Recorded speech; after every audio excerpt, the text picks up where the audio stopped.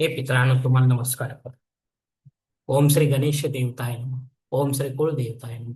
ओम श्री गुरुदेवताय नमः. ओम सर्व श्री इष्टलिंग देवताय नमः.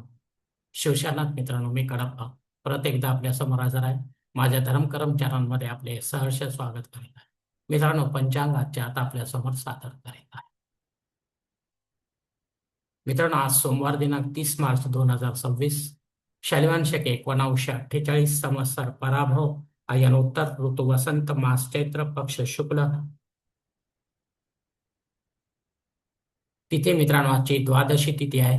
सकाळी 7:10 त्रयोदशी तिथीला सुरुवात होईल. वार सोमवार आहे. नक्षत्र मित्रांनो मघा नक्षत्र आहे. दुपारी 2:48 पूर्व फाल्गुनी नक्षत्राला सुरुवात होईल. योग मित्रांनो शुल योग आहे. दुपारी 4:51 गंड योगाला सुरुवात होईल. करण मित्रांनो बालवकरण आहे. सकाळी 7:10 कौलव करण्याला सुरुवात होईल आणि रात्री 7 वाजेनंतर तैतील करण्याला सुरुवात होईल.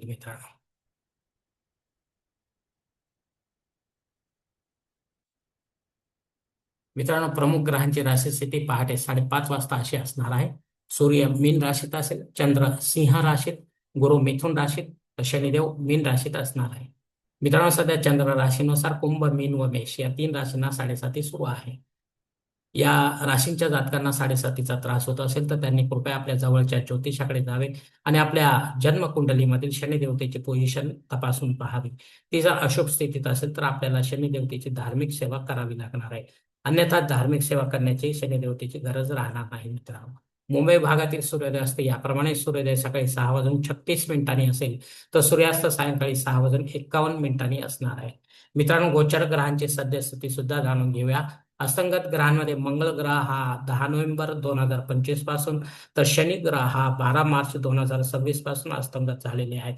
हे दोनही ग्रह आपल्याला काय फळ देतील आपल्या जन्मकुंडलीच्या माध्यमातून हे देखील ज्योतिषी आपल्याला समजावून सांगतील. मित्रांनो मित्रांनो या पंचांगाच्या आधारे आता आपण आजच्या पूजेसाठी लागणारा संकल्प सोडणार आहोत. तेव्हा आपण आपल्या उजव्या हाताच्या तळहातावर एक पळी पाणी, थोडे अक्षर, एक फुल वा फुलाची पाकळी घ्या आणि आज छोटासा संकल्प म्हणायला सुरुवात करा. मित्रांनो,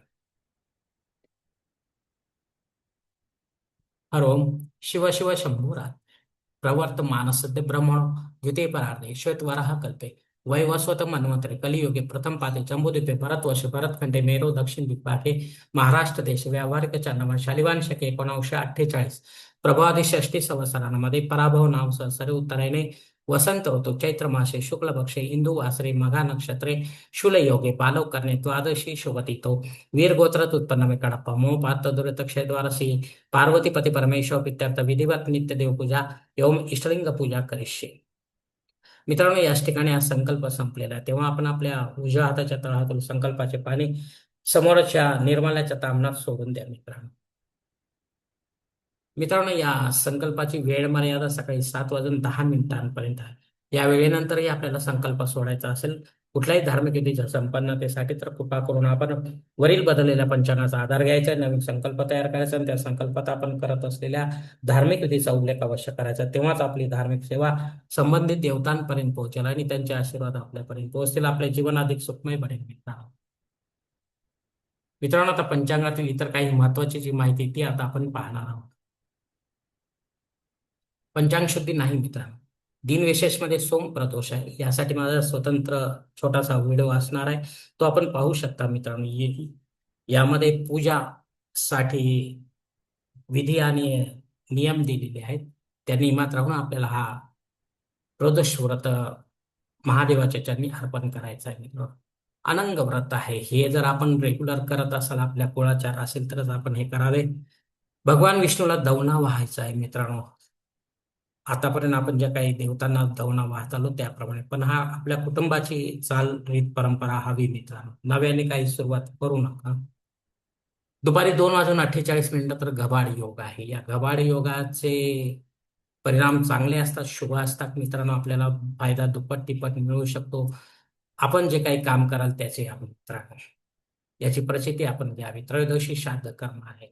या तिथीवर आपल्याशी संबंधित किंवा आपल्यावर अवलंबून असलेल्या नात्यांमध्ये कोणी परलोकात निघून गेले असतील तर त्यांच्या नावाने आपल्याला पिंडदान युक्त किंवा पिंडदान रहित असे श्राद्ध कर्म घरी किंवा तीर्थक्षेत्री करता येतील. पण विधिवत करा, पंडिताच्या माध्यमातून करा आणि अपराह्न काळातच करा. तेव्हाच आपली पितरसेवा आपल्या पितरांपर्यंत पोहोचेल आणि त्यांचे आशीर्वाद आपल्यापर्यंत पोहोचतील. आपले जीवन अधिक सुखमय बनेल. अग्नी पृथ्वीवर हजर आहे, त्यामुळे आपल्याला नव्याने काही होम यज्ञ कर्मकांड सुरू करायचे असेल तर अवश्य सुरू करू शकता. पण पुढे जाऊन ते बंद पडतील तर आपल्याला दोष देखील लागू शकतो मित्रांनो. त्यामुळे आपण विचार करूनच काय ते सुरू करावे मित्रांनो, ठरवावे. राहू काळ सकाळी 7:30 ते 9 वाजेपर्यंत आहे.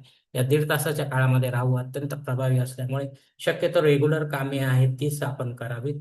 विशेष किंवा महत्वाची कामे करू नका, अन्यथा आपल्याला त्यात अपयश येण्याची शक्यता आहे. धन्यवाद मित्रांनो. आजचा हा पंचांगासंबंधीचा व्हिडिओ मी याच ठिकाणी संपवत आहे. आपण जर माझ्या मते सहमत असाल तर कृपया माझे धर्म कर्म चॅनल सबस्क्राईब करा, लाईक करा, आपले कुटुंब मित्रपरिवारासह शेअर करा. तसेच कॉमेंट्स बॉक्समध्ये आपले मत अवश्य नोंदवा आणि माझा पुढील व्हिडिओ आपल्यापर्यंत पोहोचण्यासाठी बेल बटन अवश्य दाबा. धन्यवाद मित्रांनो. पुढील भेटीपर्यंत आपण खुश राहा, आनंदी राहा, प्रसन्न राहा. हरिओम.